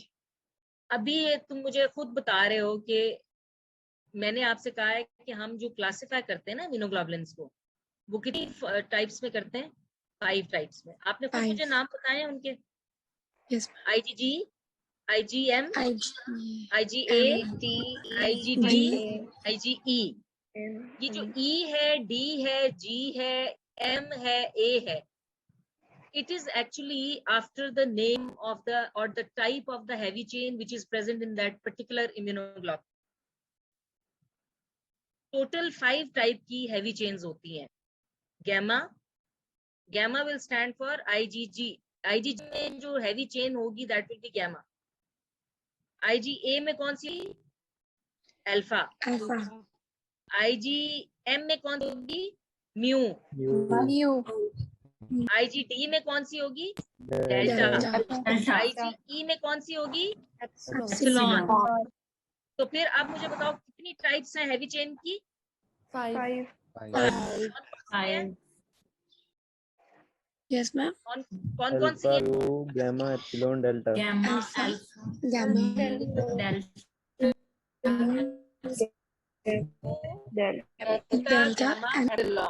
हर antibody is named after the type of the heavy chain contains in it. एक तरह की हैवी चेन उसके अंदर होगी। IgG में कौन सी हैवी चेन होगी?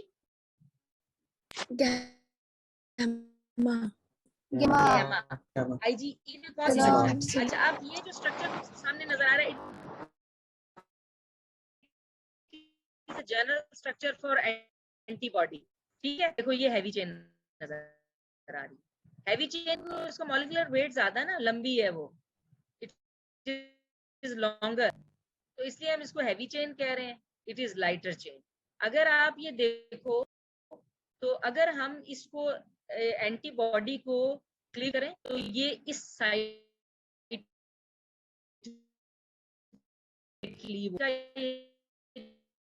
जो FAB पोर्शन क्लीव करेंगे तो ये इस लेवल पे डिग्रेड करता है। जब इस लेवल पे डिग्रेड करेगा तो फिर क्या होगा? ये वाला पोर्शन आपका अलग हो जाएगा। ये हैवी चेन, ये जो एंटीबॉडी पोर्शन है, ये भी 2 कंपोनेंट्स में डिवाइड हो जाएगा। ठीक है, तो बेसिकली आप दूसरी आपको चीज क्या नजर आ रही है? हमने ये कह दिया कि ये कॉम्प्लीमेंट बाइंडिंग पोर्शन है and this is the antigen binding portion है। एंड दिस पोर्शन, ये जो इसका अपर पोर्शन होता है, इसमें अगर आप देखा है कि VL है और CL पोर्शन है, तो ये इसका वेरिएबल रीजन है और ये इसका कांस्टेंट रीजन है। तो कांस्टेंट रीजन अगर आप देखो तो कितने हैं? 1 2 3, और वेरिएबल रीजन 1 है। एंटीबॉडी के अंदर ये जो वेरिएबल रीजन है, actually this is the portion which binds with antigen. IgG type antibody तो एक ही है ना, उसमें हैवी चेन तो ये है, लेकिन इसमें डिफरेंट, इसके वेरिएबल रीजन में जो एपोटोप्स होंगे या एंटीजन बाइंडिंग साइट्स होंगे, they will be different, they will be specific for a specific antigen. तो type of response of your antigen antibody response जो भी बनता है, वो एक्यूट है, क्रॉनिक है, वो उस पे या एलर्जिक रिस्पांस से कर रहा है। तो एलर्जिक रिस्पांस है तो कौन वाली एंटीजन एंटीबॉडी रिलीज होगी? IgE। तो वो, लेकिन एलर्जन कौन सा है, उसके साथ बाइंड किस भी करना है, वो ये वाला जो वेरिएबल रीजन होगा ना, that will be different for different antigens. ठीक है, बाकी जो उसकी प्रॉपर्टीज है, उसका मेल्टिंग पॉइंट, उसकी फिजियोलॉजिकल प्रॉपर्टीज है या केमिकल प्रॉपर्टीज है, जी इसकी बाइंडिंग प्रॉपर्टी यानी इसकी ये बाइंड कहाँ पे जाके करेगा, ये इसका मेल्ट पॉइंट क्या है, इसका डिग्रेडेशन पॉइंट क्या है, इसकी क्रिस्टलाइजेशन क्वालिटी प्रॉपर्टी क्या है, वो सारी ये कांस्टेंट रीजन डिटरमिन करते हैं।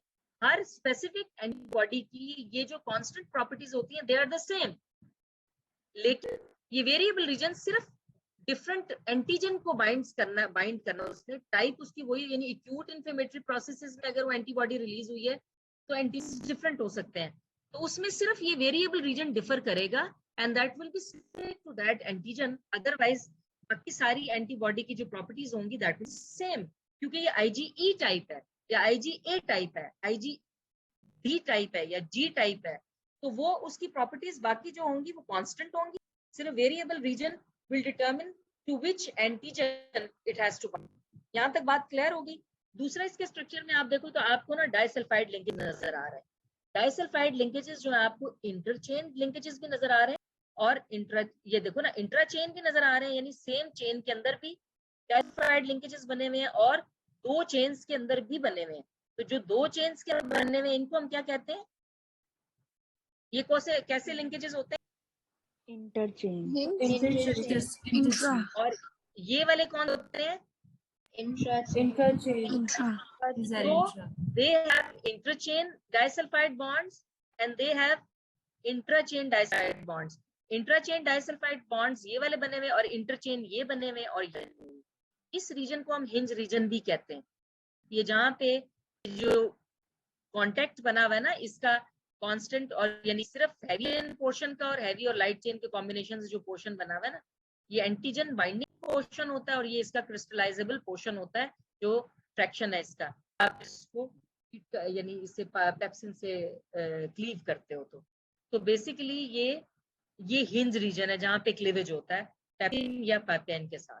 ठीक है, तो यहाँ तक आपको एंटीबॉडीज की जो स्ट्रक्चर है अगर एक्सप्लेन करना है तो आप एक्सप्लेन कर सकते हो, स्ट्रक्चर ड्रॉ करना है ड्रॉ कर सकते हो। अगर आप how antibodies are classified on the basis of their chains, कैसे कितने उनमें क्लासेस में क्लासिफाई करोगे, 5 basis of heavy chain, and they are classified, other simple classification पूछे तो भी यही 5 classes हैं, classification on the basis of their heavy chain तो भी यही 5 classes हैं।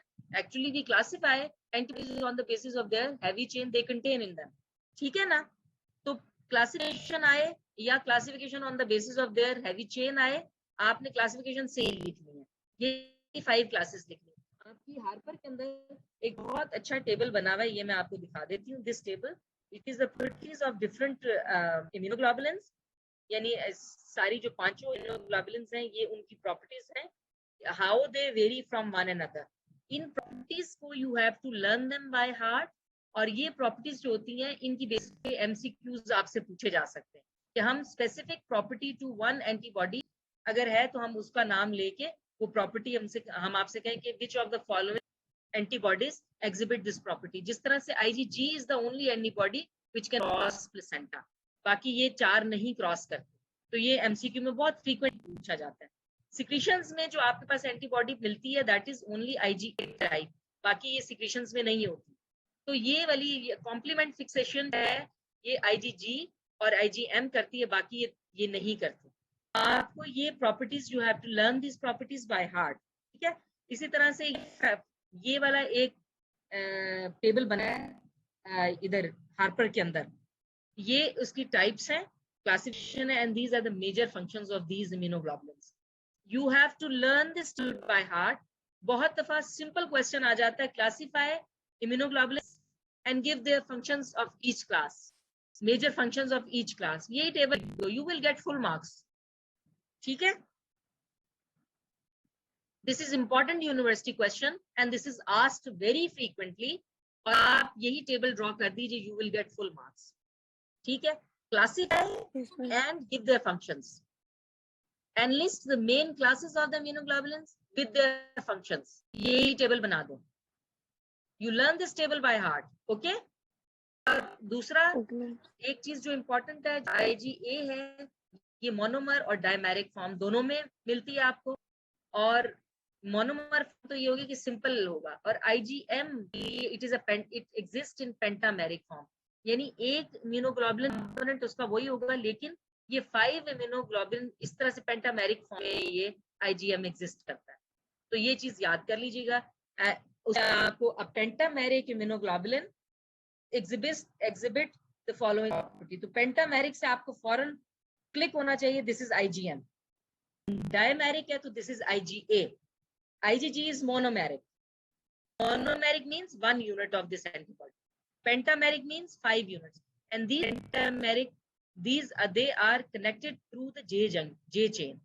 ठीक है, ये लिंक होंगी थ्रू J chain। ये चीज याद रखने की है, ये इंपॉर्टेंट पॉइंट्स थे which I have highlighted in these immunoglobulins। तो फ्रॉम मतलब इस सारे मैंने आपको मेजर जो की पॉइंट्स थे विद देयर यूनिवर्सिटी क्वेश्चंस मैंने आपको हाईलाइट कर दिए हैं। इनको प्लीज अपनी हार्पर से आपने ये करनी है इम्यूनोग्लोबुलिन्स, और कहीं से नहीं करनी। ठीक है, is this clear to everyone? Yes ma'am. Yes चलिए, थैंक यू। अब अच्छी से ईद मनाएं आप, और थोड़ी थोड़ी बाइक में ये प्रोटीन्स रिवाइज कर लेना प्लीज। आज हार्पर से अच्छे तरीके से पढ़ लें। मेरी बात सुनिए, उस दिन तो हमने उस दिन काफी ज्यादा पढ़ी थी, मतलब क्या पढ़ी? काफी ज्यादा मिस हमें पढ़ाई थी, और आपने मतलब थोड़ी सी पढ़ाई है। मैंने जो आपको पढ़ाई है ना, जो मैंने आपको सारी वो वाली थी। और देखो, इसमें अल्फा-1 एंटीट्रिप्सिन मैंने आपको नहीं पढ़ाई। क्यों नहीं पढ़ाई? इसलिए नहीं पढ़ाई कि आपने वो इलाज वहां पे जो EM के अंदर वो पढ़ चुके हो आप लोग। तो अल्फा-1 एंटीट्रिप्सिन मैंने आपको नहीं पढ़ाई। Yes, I did not. ठीक है, उसके अलावा तो मैंने आपको जो जितनी मैम आपकी आवाज नहीं आ रही।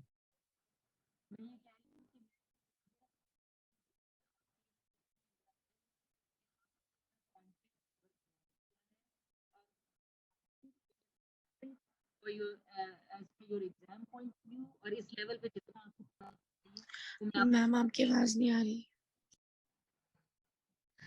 मैं आपको ये कह रही हूँ कि अल्फा-1 एंटीट्रिप्सिन मैंने आपने नहीं पढ़ाया, क्योंकि वो आप ECM में पढ़ चुके हैं डिटेल में। ठीक है, हार्पर के अंदर जितनी प्लाज्मा प्रोटीन्स दी हुई है प्लीज वो कवर कर लीजिए अच्छे तरीके से। Clear to everyone? जी मैम, मैं हार्पर में अभी देखती थी, कुछ चीजें ऐसी हैं जो हार्पर में नहीं है लेकिन आपकी स्लाइड्स में है। मेरी स्लाइड्स में नहीं करेंगी? नहीं, मेरी स्लाइड्स में है जो हार्पर नहीं, ये सब कुछ हार्पर में है। एक्स्ट्रा भी है। क्या एक्स्ट्रा? मुझे उसका नाम, मुझे उसका नाम बताओ क्या एक्स्ट्रा है? हाँ, मैंने अपने डिजीज वगैरह ये करवाए हैं ना, वो वाले एक्स्ट्रा। नहीं तो वो बेटे मेरी बात सुनो, ये जो मैंने तुम्हें अलहदा से इसके डिफरेंसेस कराए हैं, तो ये मैंकीज और जब आप विल्सन्स डिजीज पढ़ते हो तो ये उसमें है, ये अलहदा करना खुद सीखो ना। पके पकाए हलवे खाने की आदत है आप लोगों को। मैम ये प्रॉब्लम नहीं है, मतलब कि ये क्लिनिकल्स आप शेयर कीजिएगा, वो नहीं है प्रॉपर। क्लिनिकल्स ये सारे के सारे उसके अंदर लिखे हुए हैं, एक दफा पढ़ो तो सही। अगर फिर नहीं मिलेंगे तो मुझे बताना क्या चीज नहीं मिली, मैं फिर आपको बताऊंगी वो किस जगह है। ओके, प्लीज बुक पढ़ने की आदत डालें। जी मैंने प्लीज बुक पढ़ने की ऐसे मत करें। आप किताब जब तक नहीं पढ़ेंगे आप ये कॉन्सेप्ट्स क्लियर नहीं होंगे। बच्चों, थोड़ा सा एफर्ट करना सीखो, थोड़ा सा इनपुट देना सीखो चीजों के अंदर।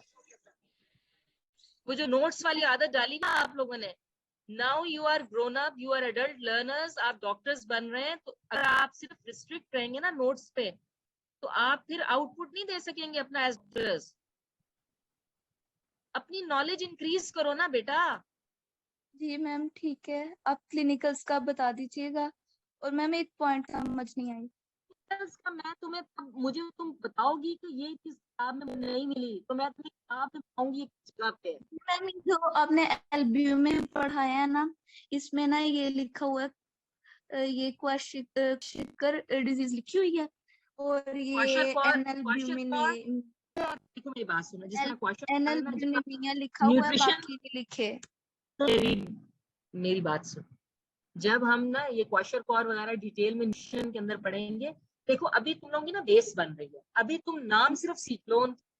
ग्रेजुअली जब तुम फर्स्ट ईयर का एंड करोगे ना, तो तुम्हें फिर बायो सारी इंटीग्रेट करना आ जाएगी फर्स्ट ईयर की।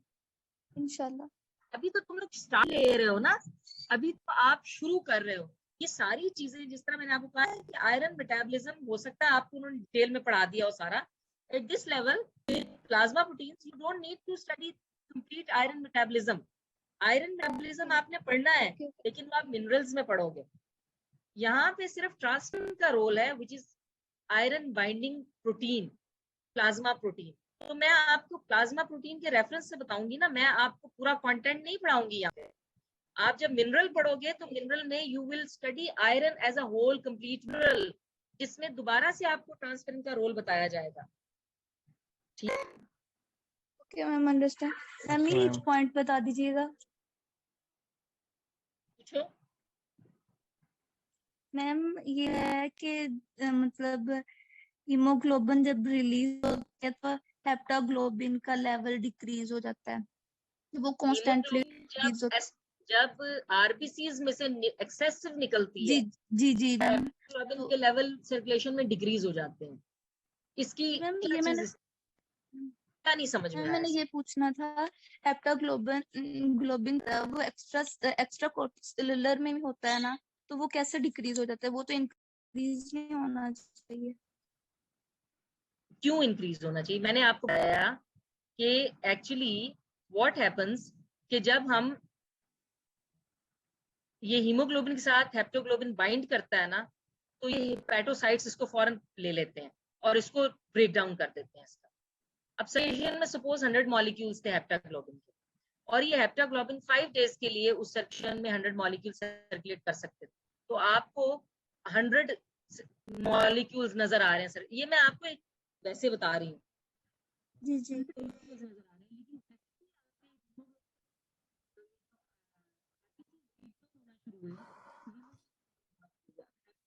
सबकी आवाज ही नहीं आ रही।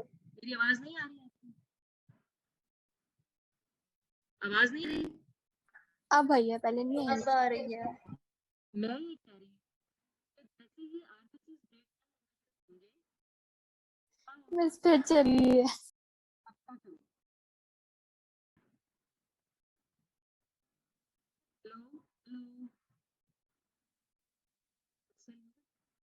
Hello, Miss, we can't hear you.